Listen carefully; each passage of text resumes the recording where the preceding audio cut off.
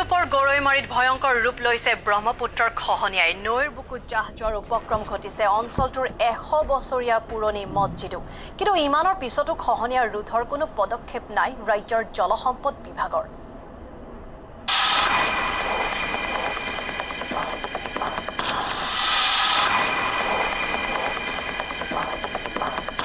এক ভয়ংকৰ দৃশ্য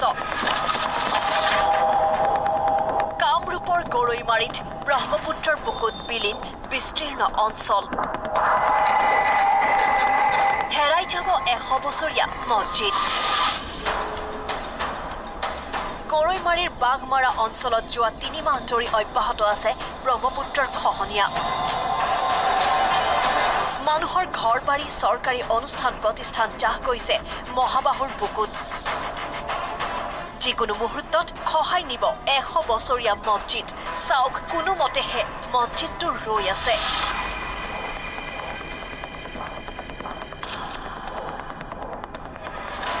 এইখন বাঘমাৰা প্ৰাথমিক বিদ্যালয় ব্ৰহ্মপুত্ৰৰ পৰা মাত্ৰ কেইমিটাৰমান দূৰৈত আছে বিদ্যালয়খন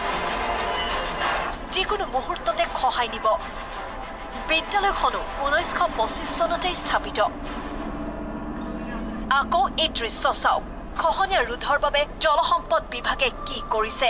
বছৰ আগৰে পৰা এই অঞ্চলত বান গৰাখহনীয়া হৈ আছে আৰু আজি প্ৰায় 2 মাহ ধৰি কণ্টিনিউলি আজি বান গৰাখহনীয়া চলি আছে তাৰ মাজতে জলসম্পদ বিভাগৰ এটা নাটকীয় ছবি আপোনালোকে নিশ্চয় চাইছে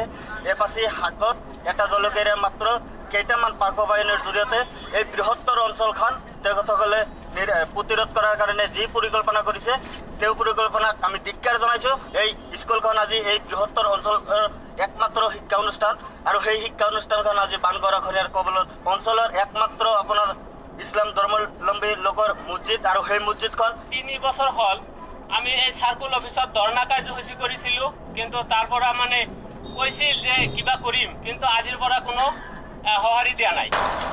খহনীয়া প্ৰতিৰোধৰ বাবে কোনো ব্যৱস্থা লোৱা নাই জলসম্পদ বিভাগে এই দুৰ্দশা উপলব্ধি কৰিবনে জলসম্পদ মন্ত্ৰীয়ে গৰৈমাৰীৰ পৰা আনোৱাৰ হুছেইন আসাম টক্স